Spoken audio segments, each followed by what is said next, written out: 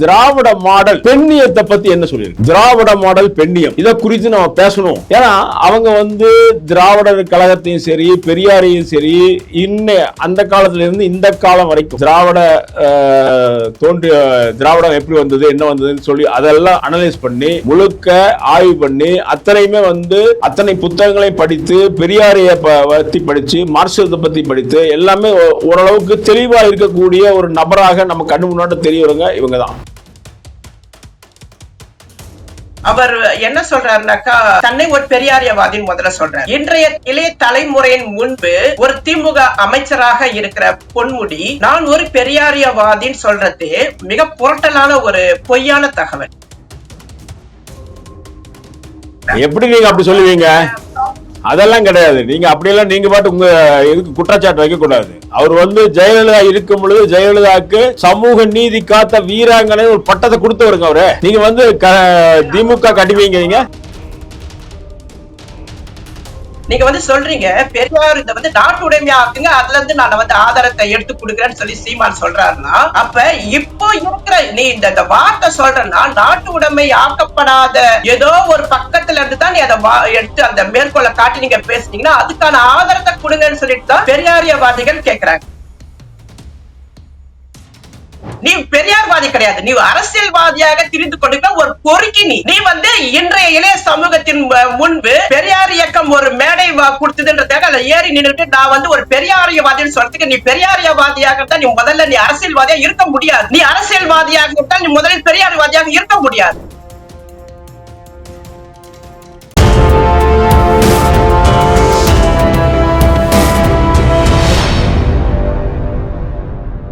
வணக்கம் யூத் தமிழ் ஊடக நேயர்களே, தொடர்ச்சியாக உங்களை சந்திப்பதில் எப்பவுமே மகிழ்ச்சி தான் எங்களுக்கெல்லாம். அதுவும் இன்றைய காலகட்டத்தில் 2026 தேர்தல் வந்து கொண்டிருக்கிறது. இந்த திராவிடத்திற்கும் தமிழ் தேசியத்திற்கும் அல்லது இந்திய தேசியத்திற்கும் ஒரு மிகப்பெரிய போட்டியாக இப்போ ஒரு களத்தை பல கட்சிகள் இணைந்து கொண்டிருக்கின்றன. ஆனா நம்ம கட்சிகளை பத்தி பேசுறது இல்லை. இப்ப திராவிட மாடல் ஒரு 2 வருஷமா போட்டு மூளை முடுக்கெல்லாம் கொண்டு போயிட்டு இருக்காங்க. இந்த திராவிட மாடல்ங்கிறது பாத்தீங்கன்னா பெருமதிப்பிற்குரிய அப்படின்னு சொல்லப்பட்ட தலைவர்கள் அதை வழிநடத்தி வந்தவர்கள்.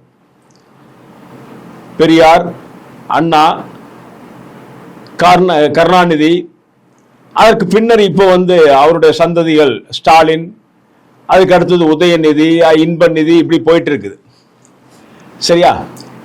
இப்போ இந்த திராவிட மாடல் தான் மிக உயர்ந்தது.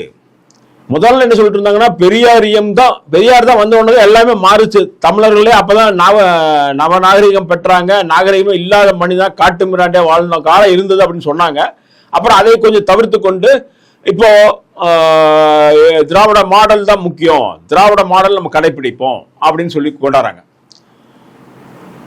இந்த காலகட்டத்தில் திராவிட மாடல் பெண்ணியத்தை பத்தி என்ன சொல்லியிருக்கு? திராவிட மாடல் பெண்ணியம் இதை குறித்து நம்ம பேசணும் அப்படின்னு சின்னதா மனசுல தோன்றுச்சு. தோணுன்னே இதற்கு சரியான பொருத்தமான ஒரு நபராக யார் இருப்பாங்க அப்படின்னு நம்ம யோசிச்ச போது நம்மளுக்கு கண்ணு முன்னாடி தோணுன ஒரே நபர் பிரான்ஸ் இருக்கிற தமிழச்சி.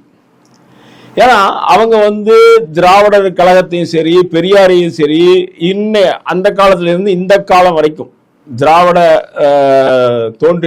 திராவிடம் எப்படி வந்தது என்ன வந்ததுன்னு சொல்லி அதெல்லாம் அனலைஸ் பண்ணி முழுக்க ஆய்வு பண்ணி அத்தனையுமே அத்தனை புத்தகங்களையும் படித்து பெரியாரைய பத்தி படிச்சு மார்க்சிசத்தை பத்தி படித்து எல்லாமே ஓரளவுக்கு தெளிவா இருக்கக்கூடிய ஒரு நபராக நம்ம கண்ணு முன்னாடி தெரியவங்க இவங்க தான். மற்றவர்கள்லாம் ஏன் நீங்க இவங்களை மட்டும் நீங்க சொல்றீங்க, ஏன் மற்றவங்களாம் இல்லையா அப்படின்னு நீங்க கேட்கலாம். மற்றவர்கள் இருக்காங்க, ஆனால் அவர்கள் ஒரு சாராரா ஒரு சார்ந்த இவங்களுக்கு ஜால்ரா போடுற ஆளுகளா இருக்காங்க. அப்போ நம்ம தமிழச்சி அப்படி கிடையாது.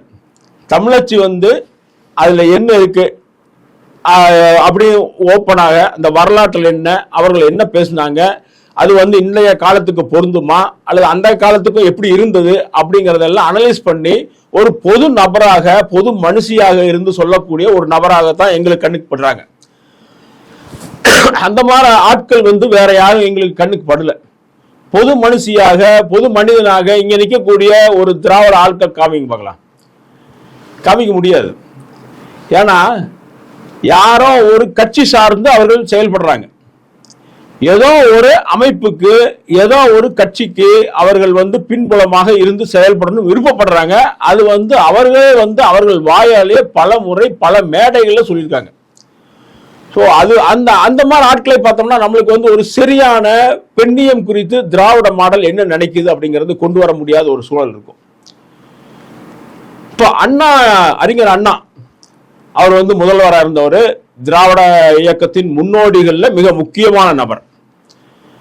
அவர் தோற்றுவித்தது திராவிட முன்னேற்ற கழகம்.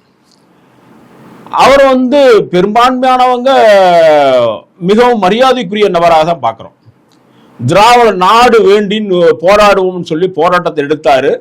அதற்கு பின்னர் ஒரு காரணம் வந்தது, நேரு கூப்பிட்டு ஏதோ ஒரு இதுல மிரட்டின உடனேயே உடனடியாக கைவிடப்பட்டது, திராவிட நாடு கைவிடப்பட்டதுன்னு போனாரு. ஆனா திராவிட நாடை வேணும் கேட்கக்கூடிய ஒரு நபராக இருந்தார் பெரியார் சொல்லி. அதுக்கு அடுத்தது இவரும் கேட்டார்.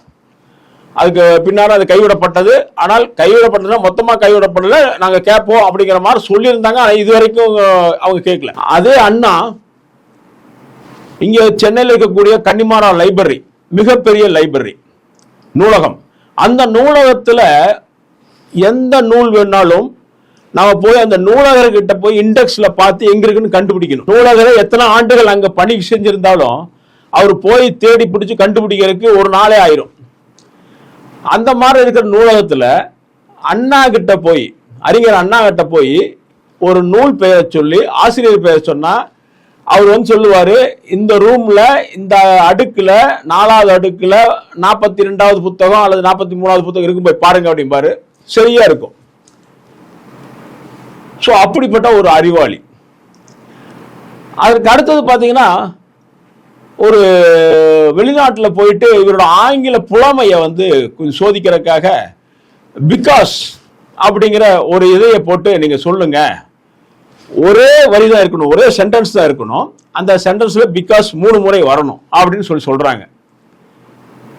எதையுமே யோசிக்காம அப்பே உடனே அதுக்குரிய பதிலை கொடுத்து மிகப்பெரிய கைதட்டலை வாங்கினவர். அறிஞர் அண்ணா வந்து நாடாளுமன்ற உறுப்பினராக இருக்கும்போது நாடாளுமன்றத்தில் பேசினா பின் டிராப் சைலன்ஸ் சொல்லுவாங்க, அந்த மாதிரி அமைதியா இருந்தது. ஸோ இப்படிப்பட்ட ஒரு பல வகையில ஒரு உயர்ந்த இடத்துல இருந்த அவருடைய பார்வைகள் பெண்ணியத்து மேல எப்படி இருந்தது? திராவிட மாடல் இன்னைக்கும் சொல்லி காலர் தூக்கி விட்டுட்டு எல்லாம் போய் கொண்டிருக்காங்க. அதை வந்து இன்னைக்கு வர அடுத்த சந்ததியும் வரணும் அப்படின்னு விருப்பப்பட்டு அதற்குரிய அத்தனை வேலைகள் நடைபெற்றுக் கொண்டிருக்கிறது. திராவிட நாடு அப்படின்னு சொல்லிட்டு இருக்காங்க பாருங்க. திராவிட நாடு எங்க இருக்குது அப்படின்னு சொல்லி காங்கிரஸ் உறுப்பினராக இருந்த அனந்த நாகி ஒரு முறை சட்டமன்றத்தில் கேட்கிறாங்க. சட்டமன்ற கூட்டத்தொடரில் கேட்கும் பொழுது முத்துவேல் கருணாநிதி என்ன சொல்றாருன்னா, நாடாவை அவிழ்த்துப்பார் அப்படின்னு சொல்லிட்டு அந்த வரியை சொல்லிட்டு, நான் வந்து கோப்பில் உள்ள ஃபைல் இருக்கிற நாடா, அந்த காலத்துல ஃபைல்ல போட்டு நாடா கட்டுவாங்கல்லங்க, அந்த நாடாவை சொல்லுகிறேன் அப்படின்னு சொல்றாரு இரட்டை அர்த்தத்தோட. இப்படி ஒவ்வொருத்தரையும் சொல்ல முடியும். இப்ப திராவிட தலைவர்கள்னு சொல்ற பாருங்க, அவர்கள் ஒவ்வொருத்தரையும் சொல்ல முடியும். நீங்க அறிஞர் அண்ணா எழுதின பல புத்தகங்களோட பெயர்களை பார்த்திருக்கீங்களா? பெயர்கள் வந்து நான் படிச்சாலே உங்களுக்கு அதோட இதெல்லாம் தெரியும். ஜாலக்காரி ஜூலியா, காமவெறியன் காளி கூலா, இதெல்லாம் வந்து நான் 1-2 சொல்றேன். இன்னும் வந்து அது விரிவாக நம்ம வந்து தமிழச்சு சொல்லுவாங்க. ஸோ இப்படிதான் வந்து ரோமாபுரி ராணி, இது பேர் அண்ணா எழுதின புத்தகம். அவர்களெல்லாம் எழுத்தாளர்களா இருந்திருக்கலாம், ஆனா பெண்ணியம் தொடர்பாக இவர்களுடைய பார்வை எப்படி இருந்தது அப்படிங்கிறது ஒரு மிகப்பெரிய கேள்விக்குறி.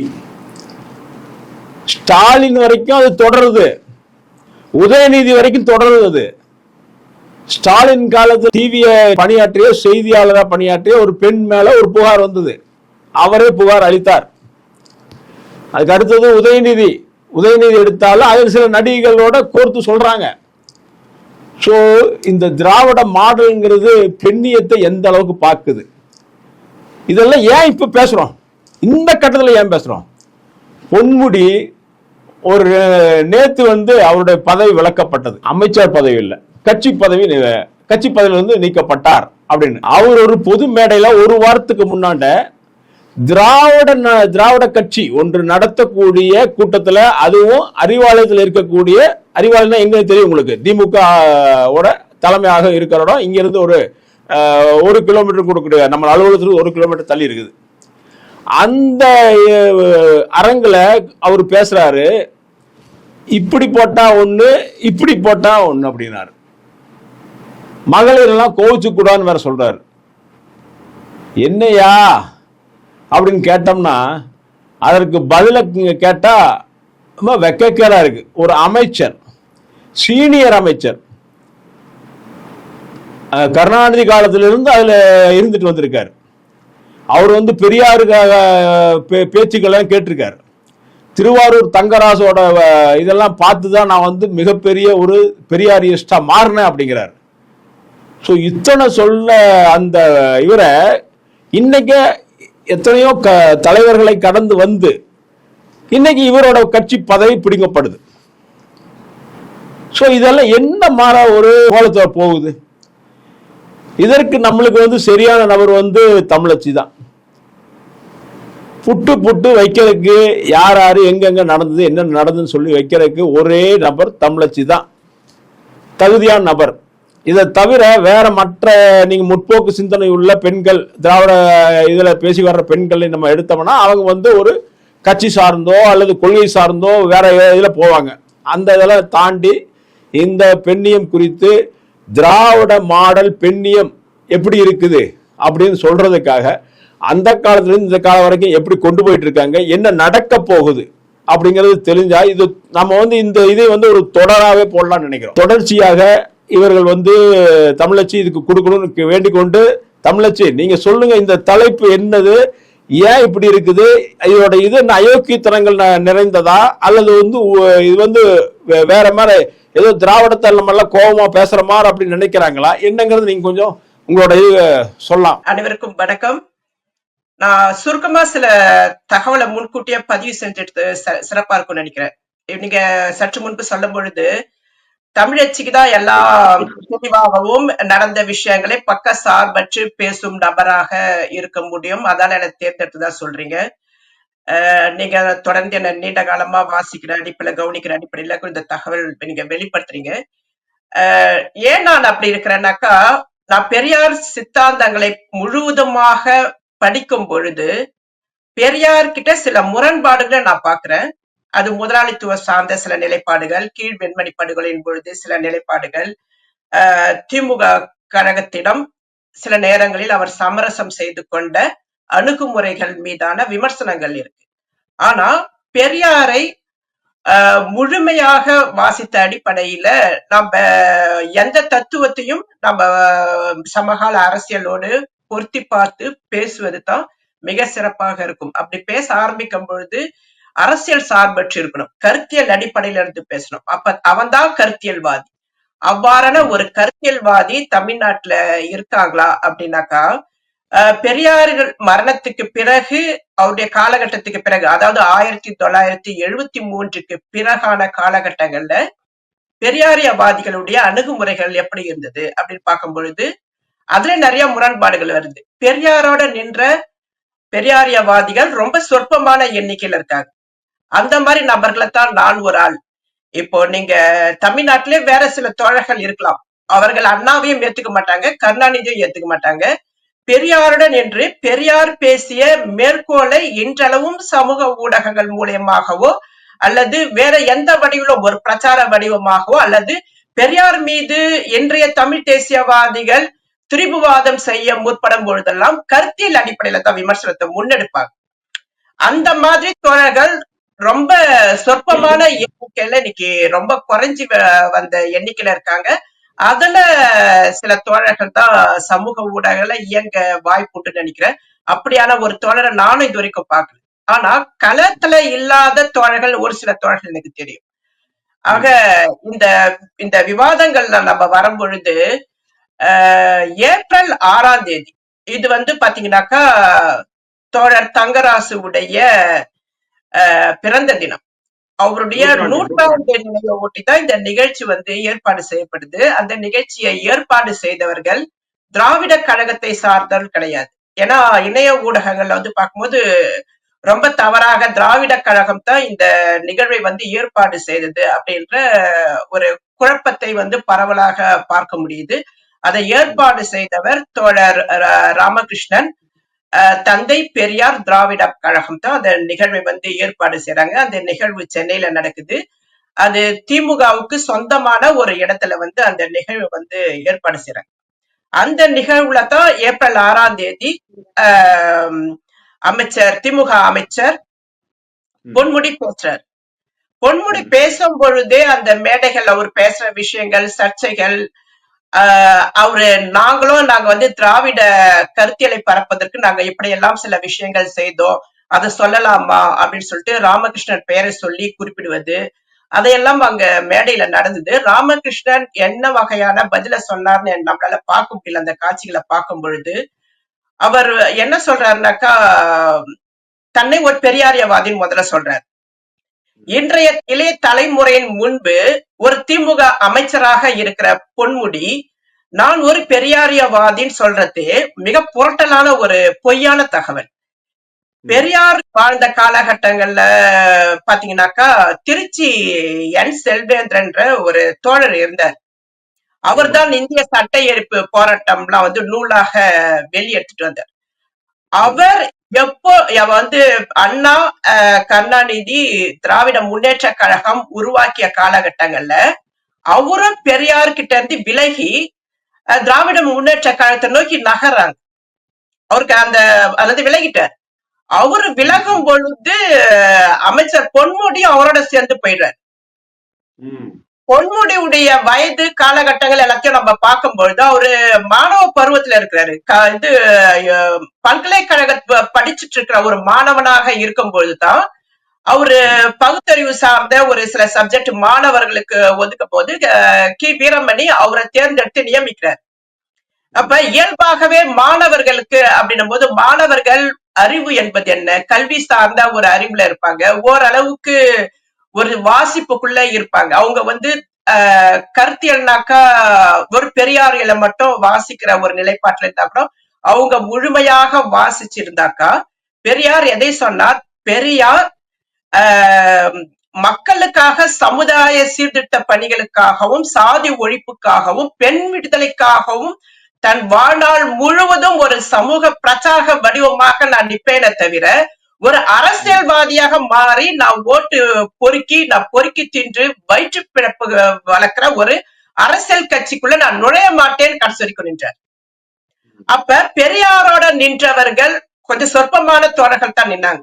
பெரும்பான்மையான தோழர்கள் தங்களுடைய தேவைக்கோ ஏதோ ஒரு நோக்கத்துக்காகவோ திராவிட முன்னேற்ற கழகத்துக்கிட்ட சரணடைந்தவர்கள். அப்படி சரணடைந்தவர்கள்லாம் பிழப்புவாதிகளாக மாறிட்டாங்களே தவிரங்க இனி அவர்கள் தங்களை பெரியாரியவாதிகள் சொல்லிக்கொள்ள தகுதியற்றவர்களாக அன்றைய காலகட்டத்துல நின்னாங்க. இப்பொழுதுக்கு தமிழ்நாடு முழுவதும் பரவலாக பெரியாரியல் மீதும் பெரியார் மீதும் ஒரு மோசமான ஒரு தாக்குதல் நடக்க ஆரம்பிச்சிருக்கு இந்த நிகழ்வுக்கு பிறகு.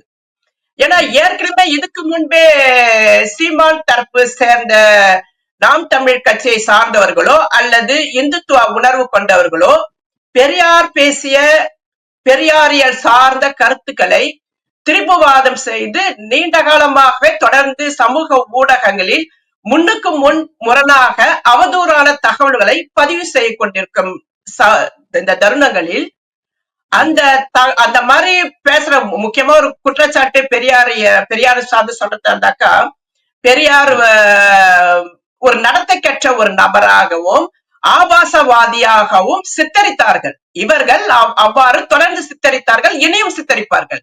ஆனால் பெரியாரியவாதிகளாக இருப்பவர்கள் சமூக பொறுப்புணர்வுடன் கருத்தியல்வாதிகளாக மிக தெளிவான ஒரு விவாதத்தை நாம் முன்னின்று நடத்த வேண்டிய காலகட்டத்துல நின்று கொண்டிருக்கிற இந்த சூழல்ல ஏன்னா மிக சமீபத்துல நாம் தமிழர் கட்சியின் ஒருங்கிணைப்பாளர் சீமான் பெரியார் மீது கடுமையான அவதூறு குற்றச்சாட்டுகளை வைத்தார். அதற்கு ஆதாரம் கேட்டும் அவர் வீடை முற்றுகையிட்டு போராட்டம்லாம் நடத்தினாங்க. அந்த போராட்ட அணுகுமுறையில கூட எனக்கு விமர்சனம் இருக்கு. கருத்தியல் ரீதியாக எதிர்கொண்டுகிட்டு அந்த விவாதத்துக்கு உட்படுத்திக்கிட்டே இருக்கணும். ஆனா அந்த அரசியல் போராட்டம் அணுகுமுறை இப்படி இருக்கக்கூடாது. அதையெல்லாம் ஆவேசத்தோட பெரியார் இயக்கவாதிகள் செய்ய முற்பட்டாங்க. இல்ல இப்போ இந்த இந்த இந்த இந்த இந்த விஷயத்த ஒரு சின்னதா இது பண்ணிட்டு அடுத்தது போயிடலாம். ஏன்னா இப்ப நீங்க வந்து பெரியார் மேல வந்து அவர் குற்றச்சாட்டு வச்சாரு, அப்புறம் எதிர்ப்பு வந்த உடனே அதுக்கு ஆதாரங்கள் இருக்கான்னு கேட்கும் பொழுது அவர் என்ன சொன்னார்னா, பெரியாருடைய புத்தகங்களை எல்லாம் நாட்டுடைமையாக்குங்க, கம்ப்ளீட்டா அவர் பேசுறது எல்லாமே நாட்டுடைமையாக்குங்க அப்படின்னு சொன்னாரு.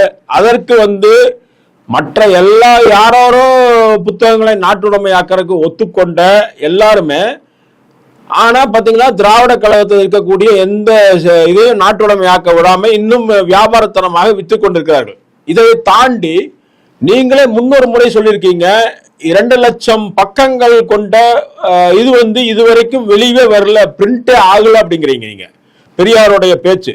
ஸோ அவருடைய பேச்சு முழுமையாக வந்தால் மிகப்பெரிய அயோக்கியத்தனமாக இருக்கும் அப்படிங்கிறது வந்து சீமான் மட்டுமில்ல பலருடைய தரப்பு வாதங்களா இருக்கிறது. இந்த இந்த இந்த கட்டத்தில் நம்ம என்ன சொல்றோம்னா, அந்த புத்தகங்களை, அந்த வெளியிடப்படாத பக்கங்களை எல்லாருமே வெளிவரணும், நாட்டுடைமையாக்கணும் ஒரு கோரிக்கை வைத்துக் கொண்டு நீங்க வந்து கண்டினியூ பண்ணுங்க. இந்த பெண்ணியம், திராவிட மாடல் பெண்ணியம் அப்படிங்கறதுல அதுல தொடர்ந்து பயணிப்போம். நீங்க சொல்றீங்கல்ல அந்த 2 லட்சம் பிரதிகள் எது சார்ந்ததுனாக்கா, திராவிட முன்னேற்ற கழகத்தை விமர்சனத்துக்கு உட்படுத்தி பெரியார் எழுதியவை. அதை வந்து வீரமணி அவருடைய கட்டுப்பாட்டுக்குள்ள வச்சிட்டு இருக்காரு. இது எப்ப நடக்க ஆரம்பிக்குதுனாக்கா, எப்பொழுது பெரியார் மணியம்மையை திருமணம் செய்து கொள்ள வேண்டும் என்ற முடிவை வந்து வெளிப்படுத்தினாரோ, அந்த தகவல் உடனடியாக அண்ணா கிட்ட வந்து கடத்தப்படுது. அண்ணா அந்த கடத்தும் பொழுது அண்ணா வந்து இது தொடர்ந்து என்ன நடந்தாலும் பெரியாரை கண்காணிச்சுட்டே இருங்க, பெரியாருடைய நடவடிக்கைகள் அனைத்தும் எனக்கு வந்துட்டே இருக்கணும்னு சொல்றாரு. இதையெல்லாம் வந்து பெரியாருக்கு தெரியும் பொழுது, பெரியார் இவர்கள் தன்னுடைய பணத்தை அபகரிக்கும் நோக்கத்தோட தான் இவங்களுடைய நடவடிக்கை. அண்ணா, கருணாநிதி, நெடுஞ்செழியன் போன்ற பலர் மேல அவருக்கு ஒரு சந்தேகம் வருது. அதுக்கான வேலைகள் அப்பவே நடக்க ஆரம்பிக்குது. அப்ப வந்து இவர்கள் என்ன பண்றாங்கன்னா, தொடர்ந்து பெரியாரை மோசமானவரை நம்ம சித்தரிச்சுட்டு நாம இந்த திருமணத்தை ஒரு வாய்ப்பாக நம்ம காட்டி கடுமையான ஒரு விமர்சனத்தை உட்படுத்தலான்ற நிலைப்பாட்டுக்குள்ளதான் அண்ணா, கருணாநிதி எல்லாம் போறாங்க. அப்போ அந்த காலகட்டத்துல பெரியார் நிறைய எழுதுறாரு. அதையெல்லாம் வந்து விடுதலையில பிரசுரிக்க சொல்லி வீரமணி கிட்ட கொடுக்கிறாரு. வீரமணி வருவதுக்கு முன்பு வேற ஒரு தோழர் இருந்தார். அந்த தோழர் அந்த பசுரிக்க சொன்ன அந்த அண்ணா மீது எல்லாம் கடுமையான குற்றச்சாட்டு வைத்து எழுதி கொடுத்த கட்டுரையை கூட அண்ணா கிட்ட எடுத்து போய் கொடுக்குறாங்க. அப்ப பெரியாருக்கு வந்து ஒரு அதிர்ச்சியாக இருக்கு. அதை வந்து தன்னுடைய நூல்ல வந்து அவரு விரிவா எழுதியிருக்காரு. அது ஒரு நம்ம கட்டுரையாக பத்தி சொன்னா அவருடைய சொற்பொழிவு, நீண்ட சொற்பொழிவத்தான் அது வரலாற்று ரீதியாக ஒரு ஆவணமாக பதிவு செய்ய முடியும். அதுக்கான உங்களுக்கு ஒத்துழைப்பு எனக்கு கொடுத்தீங்கன்னாக்கா நான் அந்த ஆவணத்தை வந்து ஒரு புத்தகமா இருக்கு, அதை தான் நம்ம கொடுக்க முடியும். அதை வந்து மக்கள் வாசிப்புக்கு உட்படுத்தணும். ஆக பெரியார் வந்து எழுதப்படாத அந்த வெளிவிடாத பிரதிகள் எல்லாம் ஏதோ ஒரு காமம் சார்ந்ததாகவும் அல்லது ஏதோ படிக்கக்கூடாத ஒரு இதுவும் கிடையாது. ஏன்னா இன்றைய இருக்கிற வீரமணியே வந்து திமுகவுடைய அடிமையாக இருக்கார், அடிவருடியாக வேலை செய்து கொண்டிருக்கிறார். எப்படி நீங்க அப்படி சொல்லுவீங்க? அதெல்லாம் கிடையாது. நீங்க அப்படியெல்லாம் நீங்க பாட்டு உங்க இதுக்கு குற்றச்சாட்டு வைக்க கூடாது. அவர் வந்து ஜெயலலிதா இருக்கும் பொழுது ஜெயலலிதாவுக்கு சமூக நீதி காத்த வீராங்கனை ஒரு பட்டத்தை கொடுத்தவருங்க அவரு. நீங்க வந்து திமுக கடிவீங்க. ஒவ்வொரு சப்ஜெக்டா நான் இதை முன்னெடுக்கிறது தான் சரியா இருக்கும். ஏன்னா இது ஒரு திராவிட அரசியல், திராவிட வரலாறு என்பது வந்து ஒரு நூற்றாண்டு வரலாறுகள் நம்ம வந்து பேசப்பட வேண்டியதா இருக்கு. நீங்க சற்று முன்பு சொன்ன விஷயத்துக்காகத்தான் இந்த தகவலை குறிப்பிட்டேன். நீங்க என்ன சொன்னீங்கன்னா, பெரியார் எழுதாத 2 அவருடைய பிரதி வந்து வெளிவராம இருக்கு அப்படின்னு நீங்க சொல்றீங்க இல்லையா? அதுக்கான விளக்கம் கொடுக்குறேன். அதுக்கான வெளிவராம இருந்த ஒரு சில இதை கூட என்ன நடந்ததுன்னு சொல்றேன். நீங்க வந்து சொல்றீங்க பெரியார் இதை வந்து நாட்டு உடைமையா ஆக்குங்க, அதுல இருந்து நான் வந்து ஆதாரத்தை எடுத்து கொடுக்குறேன்னு சொல்லி சீமான் சொல்றாருன்னா, அப்ப இப்போ இருக்கிற நீ இந்த வார்த்தை சொல்றேன்னா நாட்டு உடைமை ஆக்கப்படாத ஏதோ ஒரு பக்கத்துல இருந்து தான் நீ அதை எடுத்து அந்த மேற்கோளை காட்டி நீங்க பேசுனீங்கன்னா அதுக்கான ஆதாரத்தை கொடுங்கன்னு சொல்லிட்டு தான் பெரியாரியவாதிகள் கேக்குறாங்க. அதுக்கான ஆதாரத்தை அவரால் கொடுக்க முடியல, நான் நீதிமன்றத்தை சந்திக்கிறேன்னு சொல்லியிருக்காரு. ஆனால் இங்க உள்ள வந்து நீங்க பார்க்கும் பொழுது பெரியாருடைய எழுத்துக்கள் இதுவரைக்கும் வெளியான தொகுப்புகள் ஆணைமுத்து ஒரு எழுதுனது இருக்கு. அதே இதுதான் வந்து முழுவதுமாக பெரும்பான்மையான தொகுதிகள் வெளிவந்திருக்கு. விடுதலையில வந்திருக்கு, உண்மையில வந்திருக்கு, பகுத்தறிவு நாளிதழ்ல வந்திருக்கு, குடியரசு தொகுதிகளாக வந்திருக்கு. இதெல்லாம் படிச்ச ஆளு நாங்க. அப்போ இப்படி ஆனா அதுல ஒரு சில கட்டுரைகள் நீக்கம் செய்யப்பட்டிருக்குது. ஆனால் அன்றைய பெரியார் திராவிட கழகம் தோழர் கொலத்திருமணியோ தோழர் ராமகிருஷ்ணனும் இருந்த இணைந்து பயணித்த ஒரு அமைப்பு ஒன்று ஒரு காலகட்டம் உருவான காலகட்டத்துல இந்த வீரமணி வந்து வெளியிடாத கட்டுரைகளும் சில குடியரசு தொகுதிகளும் மேற்கொண்டு அவங்க இணைச்சு அவங்க குடியரசு தொகுதிகள் வெளியிட்டாங்க. அந்த குடியரசு தொகுதி வெளியிடும் பொழுது வீரமணி வந்து வழக்கு போடுறாரு, இவங்களுக்கு வந்து வெளியிடறதுக்கான அதிகாரம் கிடையாது அப்படின்னு சொல்லும் பொழுது அந்த வழக்குல வந்து திராவிட கழகம் தோற்று போகுது. ஏன்னா பெரியார் தன்னுடைய எழுத்துக்கள் திராவிட கழகத்துக்கு தான் சொந்தமானது, திராவிட கழகம் தான் வெளியிடணும்னு சொல்லி எங்கும் எந்த இடத்துலயுமே சொல்லல. இன்னும் கேட்டா பெரியார் தன்னுடைய உங்களுடைய வாரிசு யாருன்னு சொல்லி ஒரு கேள்வி அவர்கிட்ட வைக்கும் பொழுது அவருடைய இறுதி காலகட்டத்துல அவர் ஏன் திராவிட கழகத்தை சொல்லல? திராவிட கழகம் என்பது கட்டடம், ஒரு அமைப்பு, ஒரு நிர்வாகம் செய்கிற ஒரு இடம். ஆனா பெரியாருடைய சிந்தனைகள் கருத்துக்கள் சமூகம் சார்ந்தது, அறிவு தளத்துல வந்து நின்று விவாதிக்க வேண்டிய கருத்தியல். ஒரு கருத்தியல்ன்றது வந்து ஒரு அந்த கருத்தியல வந்து பெரியார் அவர் வாழ்ந்த காலத்துல நான் இப்படி பேசுறேன், ஒரு மதம் சார்ந்ததா, மதம் சார்ந்த விமர்சனம் என்ன, பெண் விடுதலையா, நான் இதுல எப்படி பேசியிருக்கேன், சாதியம் சார்ந்ததா, இதுல என்ன என்னுடைய நிலைப்பாடு, இதை என்னுடைய தொகுப்பு தான் பெரியாருடைய பேச்சுக்களும் எழுத்துக்களும் அவர் பிரச்சாரம் செய்த மேடை பேச்சுகளும் தொகுக்கப்பட்டது. நீங்க பெரியாரை தாண்டி நீங்க பேசுற விஷயத்தெல்லாம் பேசிட்டு வர முடியாது. இப்ப உதாரணத்துக்கு இந்த பொன்முடியை சொல்றாரு இல்லையா, வைணவத்துக்கும் சைவத்துக்கும் ஒரு விளக்கம் கொடுக்கிறார், நூதனமான விளக்கம் கொடுக்கிறாரு இல்லையா, இது மாதிரி எல்லாம் பெரியார் பேசுறாரு. பெரியார் மேடையில பெரியார் பேசியது வந்து மதம் சார்ந்த ஒரு விஷயத்த அதே மக்கள் கிட்ட உட்காந்து பேசுறாரு. சைவத்துல என்ன இருக்குதோ அந்த பக்கத்துல அந்த பாடல்களை வைத்து அதுக்கான விளக்கத்தை கொடுக்க முற்பட்டாரே தவிர இவர் பேசுறது நூதனமான இந்த வக்கிரமான இதை வந்து பெரியார் தன்னுடைய பிரச்சாரத்துல எங்கோதுமே எப்போதுமே யூஸ் பண்ணதில்லை. பெரியார் 4ஆம் வகுப்பு தான் படித்தார், ஆனால் அவர் மாண்புடன் மனித மாண்புடன் நடந்துக்கிறார். இந்த பொன்முடி உடைய பேராசிரியர், நிறைய படித்தவர், பேராசிரியர், அவருக்கு பல்கலைக்கழகம்லாம் வச்சு தமிழ்நாட்டில் நடத்திட்டு இருக்கார். அவருடைய பேச்சு என்ன நிலைப்பாட்டுல இருக்கு? தத்துவமற்றவர், கருத்தியலற்றவர். நீ ஒரு அரசியல்வாதி, நீ பெரியார்வாதி கிடையாது, நீ அரசியல்வாதியாக திரிந்து கொண்டிருக்க ஒரு பொறுக்கி. நீ வந்து இன்றைய இளைய சமூகத்தின் முன்பு பெரியார் இயக்கம் ஒரு மேடை கொடுத்ததுன்றதுக்காக அதை ஏறி நின்றுட்டு நான் வந்து ஒரு பெரியாரியவாதின்னு சொல்றதுக்கு, நீ பெரியாரியவாதியாக நீ முதல்ல நீ அரசியல்வாதியா இருக்க முடியாது. நீ அரசியல்வாதியாக இருந்தால் நீ முதலில் பெரியார்வாதியாக இருக்க முடியாது. அப்போ இந்த நிலைப்பாடு, இந்த அறிவு கூட இல்லாத இவர்கள் பேச முற்படுறது இவர்கள் சல்லாபம். இவர்கள் கருத்தியலுடன் இயங்காமல், பெண்ணியம் என்றால் என்னவென்று தெரியாமல், இவர்கள் பின்பற்றுகிற கருணாநிதி பேசுகிற வேசித்தனமான வார்த்தைகள், அவர்கள் வேசி திரும்ப திரும்ப வந்து அது பதிவு செய்வாங்க. அப்ப வேசி என்றால் அப்ப அதுக்கு ஒரு ஆண்பாளுக்கு எதிர் சொல் இருக்கும்ல. இப்ப அதைத்தான் பெரியார் கேட்கிறார்.